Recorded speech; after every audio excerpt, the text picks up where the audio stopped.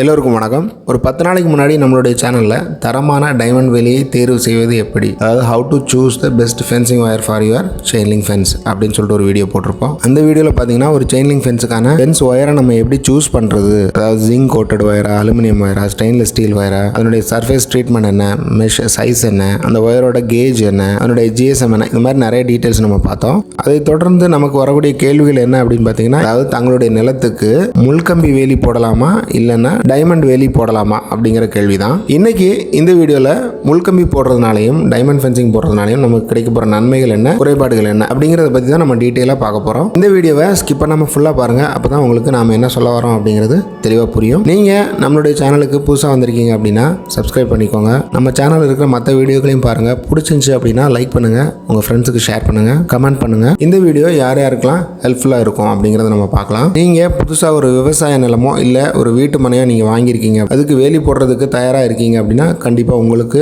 இந்த வீடியோ உதவியாக இருக்கும். ஏற்கனவே முள்கம்பி மாதிரி ஏதாவது வேலிகளை போட்டு ரஸ்ட் ஆகி ஒரு 10 வருஷம் ஆயிருந்துச்சு அப்படின்னா இப்போ நீங்கள் வேறு எந்த வேலி போட்டால் பெஸ்ட்டாக இருக்கும் அப்படிங்கிற மாதிரியான ஒரு டைலமாவில் இருந்தீங்கன்னா இந்த வீடியோ கண்டிப்பாக உங்களுக்கு ஹெல்ப்ஃபுல்லாக இருக்கும். அதுக்கப்புறமா உங்ககிட்ட ஒரு விவசாய நிலமும் இருக்குது, ஒரு வீட்டு மனையும் இருக்குது. விவசாயத்துக்கு எந்த வேலி பெஸ்ட்டாக இருக்கும், வீட்டு மனைக்கு எந்த வேலி பெஸ்ட்டாக இருக்கும் அப்படிங்கிற ஒரு கன்ஃபியூஷனில் இருக்கீங்க அப்படின்னா உங்களுக்கும் இந்த வீடியோ கண்டிப்பாக ஹெல்ப்ஃபுல்லாக இருக்கும். அதுக்கப்புறமா யாரெல்லாம் ஒரு நியர் ஃபியூச்சரில் வீட்டு மனையோ விவசாய நிலமோ வாங்க போகிறீங்களோ இப்போ அந்த லேண்டுக்கு கண்டிப்பாக நீங்கள் ஃபென்சிங் போட்டு தான் ஆகணும். உங்களுக்கும் கண்டிப்பாக இந்த வீடியோ ஒரு அனாலிசிஸ் பண்ணுறதுக்கு உதவியாக இருக்கும். இந்த வீடியோவில் ஃபர்ஸ்ட் நம்ம என்ன பார்க்க போகிறோம் அப்படின்னா முள்கம்பி வேலியினுடைய நன்மை மற்றும் குறைபாடுகளை பார்க்க போகிறோம். ரெண்டாவது டைமண்ட் வேலியோடைய நன்மைகளையும் குறைபாடுகளையும் பார்க்க போகிறோம். அதனுடைய மெட்டீரியல் ப்ரைஸை கம்பேர் பண்ணி பார்க்க போகிறோம். அதுக்கப்புறமா ஒரு குறிப்பிட்ட சுற்றளவு கொண்ட ஒரே மாதிரியான ஒரு இடத்துக்கு 2 ஃபென்சிங்கும் போட்டால் எவ்வளவு நமக்கு காஸ்ட் ஆகும் அப்படிங்கிற கால்குலேஷனை நம்ம போட்டு பார்க்க போகிறோம். கடைசியாக எந்த வேலி யாருக்கு சிறந்தது அப்படிங்கிற ஒரு கன்க்ளூஷனையும் நம்ம பார்க்க போகிறோம். ஃபர்ஸ்ட்டு இந்த பார்ப்டு ஒயருங்கிற முள்கம்பி வேலியை பற்றின நன்மைகளையும் அதனுடைய குறைபாடுகளையும் பார்த்துருவோம். ஃபர்ஸ்ட்டு இதனுடைய நன்மைகள் என்ன அப்படிங்கிறது பார்க்கலாம். உங்களுடைய வீட்டு மனைக்கோ இல்லை விவசாய நிலத்துக்கோ இந்த முள்கம்பி வேலியை போடும்போது ஒரு சாலிட் பேரியர் இமேஜை கண்டிப்பாக கொடுக்கும். அதாவது இந்த நிலத்துக்கு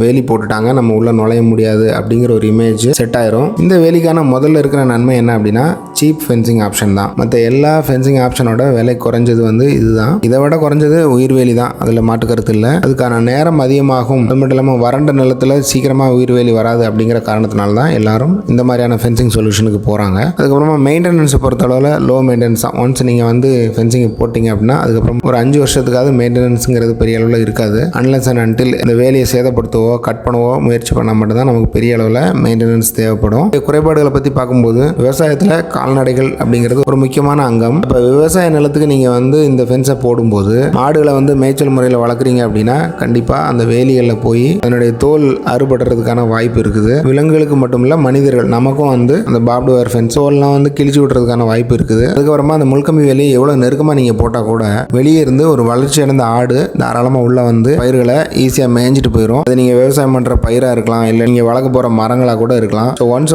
ஆடு இந்த மாதிரி கடிச்சிருச்சு அப்படின்னாலே அந்த தாவரத்தினுடைய வளர்ச்சி சுத்தமாக ஒடுங்கி போயிடும். அதனால முள்கம்பி வேலி ஆடு, முயல் இந்த மாதிரியான உயிரினங்களை உள்ள வரவிடாமல் தடுக்காது. அதே மாதிரி நீங்கள் மரவள்ளி கிழங்கு பயிர் பண்ணியிருக்கீங்க அப்படின்னா காட்டுப்பன்றி இந்த முள்கம்பி வேலி வழியாக வர்றதுக்கான வாய்ப்பு இருக்குது. இப்போ நீங்கள் ஒருங்கிணைந்த பண்ணை மாதிரி டிசைன் பண்ணியிருக்கீங்க, கோழி வளர்க்குறீங்க அப்படின்னா வெளியிலிருந்து நாய், காட்டுப்பூனை, கீரி இந்த மாதிரியான உயிரினங்கள் ஈஸியாக உள்ள வரும். இந்த முள்கம்பி போடுறதுனால இந்த மாதிரியான விலங்குகளை நம்மளால் தடுக்கவே முடியாது. அதனால் விவசாயத்தை பொறுத்தளவில் நீங்கள் பயிர் பண்ணுறதா இருந்தாலும் சரி, கோழி வளர்க்குறதா இருந்தாலும் சரி, வேறு ஆடு வளர்க்குறதா இருந்தாலும் சரி, முள்கம்பி வேலையை நீங்கள் சூஸ் பண்ண முடியாது.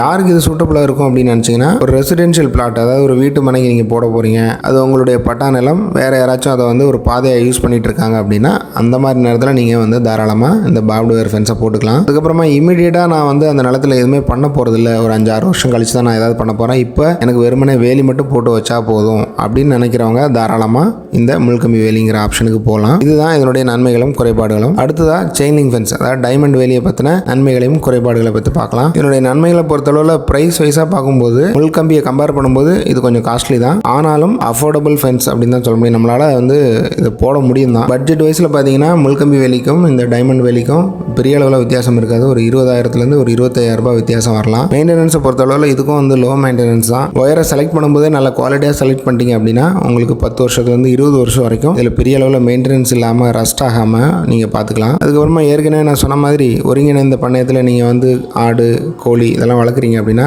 நாயெல்லாம் வந்து பிடிச்சிட்டு போகிறதுக்கு வாய்ப்பு இருக்குது. இந்த டைமண்ட் வேலி போடும்போது கீரி, நாய், காட்டுப்பூனை இந்த மாதிரியான விலங்கினங்கள் உள்ளே வரது தவிர்க்க முடியும். அதே மாதிரி வெளியே இருந்து வெள்ளாடு, செம்மறி ஆடு இந்த மாதிரியான விலங்குகள் உள்ள வந்து பயிர்களை கடிக்காமல் இருக்கும். குறிப்பாக நீங்கள் வெள்ளரி போட்டிங்க அப்படின்னா முயல் வந்து கண்டிப்பாக உள்ளே வரும். முயலை வந்து உள்ளே வராமல் இந்த டைமண்ட் வேலி தடுக்காது. ஆனால் முயல், பாம்பு இதெல்லாம் தடுக்கணும் அப்படின்னா சின்னதாக 1 இன்ச்சு கேப் இருக்கிற மாதிரியான பிளாஸ்டிக் வலைகளை வாங்கி ஒரு 3 அடி வரைக்கும் நீங்கள் கட்டி வச்சிடலாம். அப்படி வைக்கும்போது உங்களுக்கு முயல், பாம்பு இந்த மாதிரியான தொந்தரவுகளை நீங்கள் கட்டுப்படுத்த முடியும். இதில் முள்கம்பி வேலியில் இருக்கிற மாதிரியான முட்கள் இல்லாதனால ஆடு, மாடு மாதிரியான கால்நடைகளுக்கோ இல்லை மனிதர்களுக்கோ பெரிய அளவில் தீங்கு எதுவும் வரப்போகிறது இல்லை. இந்த வேலியை பொறுத்தளவில் விவசாய நிலமாக இருந்தாலும் சரி இல்லை வீட்டு மனையாக இருந்தாலும் சரி தாராளமாக நீங்கள் இந்த வேலையை நீங்கள் போட்டுக்கலாம். இதனுடைய குறைபாடு அப்படின்னு பார்க்கும்போது எனக்கு பெரிய அளவில் எந்த பாயிண்ட்டும் கிடைக்கல. ஒரே ஒரு பெரிய குறைபாடு என்னவா இருக்கலாம்னா முள்கம்பி வேலையை கம்பேர் பண்ணும்போது கொஞ்சம் காஸ்ட்லியாக இருக்கும், அவ்வளோதான். அதுக்கப்புறமா குவாலிட்டி கம்மியான ஒயரை சூஸ் பண்ணிங்க அப்படின்னா சீக்கிரமாக ரஸ்ட் ஆகிறதுக்கான வாய்ப்பு இருக்குது. இதுதான் இதனுடைய மேஜர் குறைபாடுகளாக நான் பார்க்குறேன். இப்போ ஒரு குறிப்பிட்ட ஒரே சுற்றளவு கொண்ட ஒரு நிலத்துக்கு இந்த 2 ஃபென்சிங்கை நம்ம போட்டோம் அப்படின்னா எவ்வளவு நமக்கு செலவாகும் அப்படிங்கிற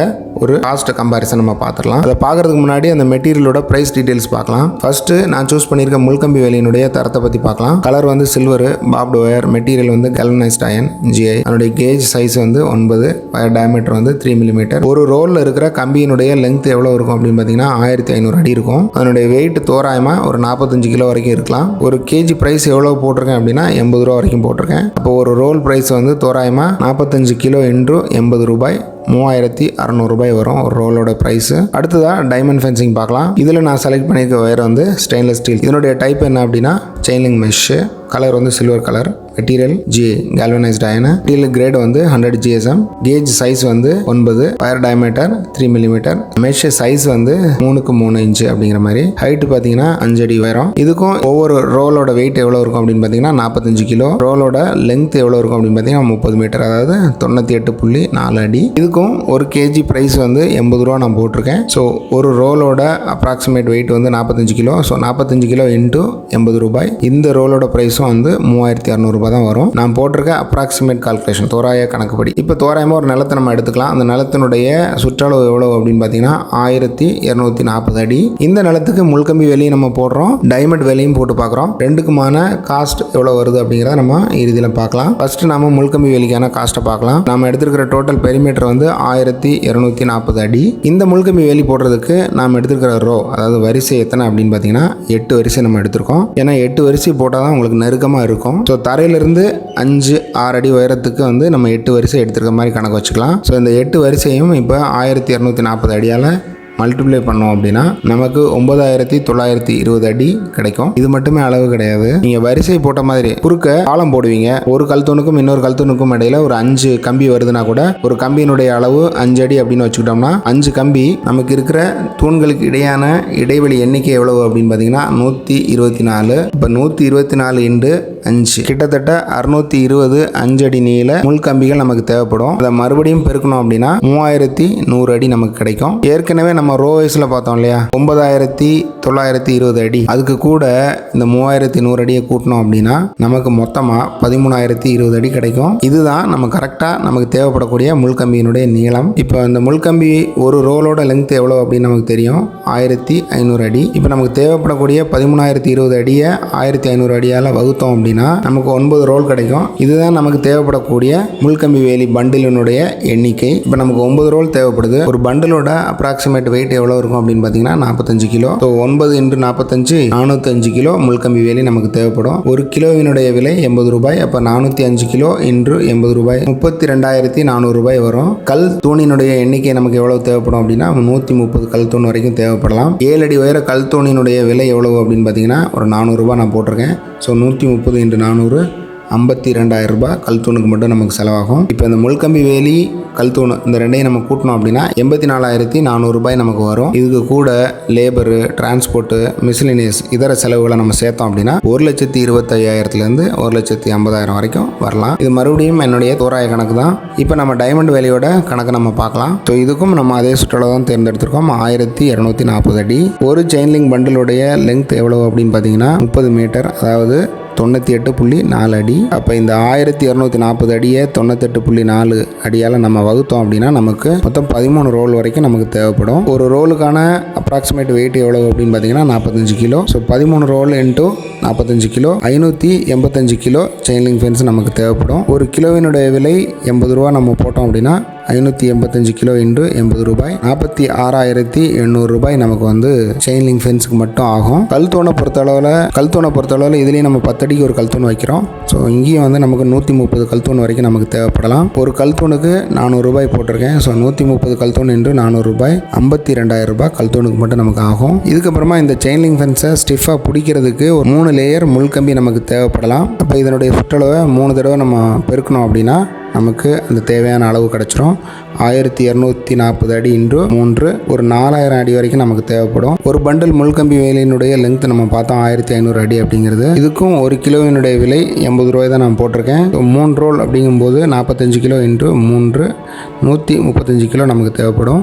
ஸோ 135 கிலோ இன்று 80 ரூபாய். சுற்றி கட்டுற கம்பிக்கு மட்டும் நமக்கு 10,800 ரூபாய் நமக்கு ஆகும். இப்போ இந்த டைமண்ட் ஃபென்ஸு கல் தூணு அதுக்கப்புறம் முள்கம்பி இந்த 3ஐயும் கூட்டணும் அப்படின்னா 1,08,800 ரூபாய் வரைக்கும் வருது. இப்போ இந்த அமௌண்ட்டு கூட லேபர் டிரான்ஸ்போர்ட்டு இதர செலவில் நம்ம சேர்த்தோம் அப்படின்னா உங்களுக்கு ஒரு 1,50,000லேருந்து 1,75,000 வரைக்கும் வரலாம். இதுவும் ஒரு தோராய கணக்கு தான். உங்களோட கணக்கோட மேட்ச் ஆகலாம், இல்லை கொஞ்சம் முன்னாடியோ இல்லை பின்னாடியோ இருக்கலாம். இப்போ நான் ஏற்கனவே சொன்ன மாதிரி முள்கம்பி வேலிக்கும் டைமண்ட் வேலிக்குமான விலை வித்தியாசம் பார்த்தீங்கன்னா ஒரு 25,000 தான் வருது. இதே மாதிரி ஒரு ஃபென்சிங் கான்ட்ராக்டர்ட்டையும் உங்களுடைய லேண்டோடைய பெரிமீட்டரை கொடுத்து முள்கம்பிக்கு எவ்வளோ ஆகும் செயின் லிங்க் எவ்வளோ ஆகும் அப்படிங்கிறத நீங்கள் செக் பண்ணி பார்க்கலாம். இந்த கால்குலேஷனில் நான் ஏதாவது கணக்கு தவற விட்டாலோ இல்லை நன்மைகள் குறைபாடுகளில் ஏதாவது பாயிண்ட்ஸை நான் தவற விட்டுருந்தாலோ கமெண்ட் செக்ஷனில் போஸ்ட் பண்ணுங்கள். இப்போ இதனுடைய கன்க்ளூஷன் என்ன அப்படிங்கிறத பார்க்கலாம். என்னுடைய அப்சர்வேஷனில் இமீடியட்டாக நீங்கள் விவசாயமோ இல்லை விவசாயம் சார்ந்த தொழிலோ ஏதோ பண்ண போகிறீங்க அப்படின்னா கண்டிப்பாக செயின் லிங்க் ஃபென்ஸை சூஸ் பண்ணுங்கள். இல்லை அந்த லேண்டில் நான் எந்த கல்டிவேஷனும் பண்ண போகிறதில்ல, ஒரு 5-6 வருஷம் கழிச்சு தான் நான் வந்து அந்த நிலத்தில் ஏதாவது ஒரு விஷயத்தை நான் பண்ண போகிறேன் அப்படின்னு நீங்கள் நினச்சிங்கன்னா தாராளமாக முள்கம்பி வேலைக்கு நீங்கள் போகலாம். விலை வித்தியாசத்தை பார்த்தீங்கன்னா பெரிய அளவில் டிஃப்ரென்ஸ் எதுவுமே இல்லை. ஒரு 25,000 ரூபாய் தான் வந்து டிஃப்ரென்ஸ் வருது. ஒரு 25,000 ரூபாயில் ஒரு நல்ல ஃபென்ஸ் உங்களால் போட முடியும் அப்படின்னு நீங்கள் நினச்சிங்கன்னா தாராளமாக நீங்கள் செயின் லிங்க் ஃபென்ஸே போடுங்க. இப்போ நீங்கள் புறநகர் பகுதியில் இருக்கிற வீட்டு மனைகளுக்கோ இல்லை வேறு எங்கேயாவது இருக்கிற வீட்டு மனைகளுக்கோ ஃபென்சிங் போட போகிறீங்க அப்படின்னா நீங்கள் தாராளமாக இந்த ரெண்டில் நீங்கள் எதை வேணாலும் தேர்ந்தெடுக்கலாம். அது உங்களுடைய பொருளாதார வசதியை பொறுத்தது.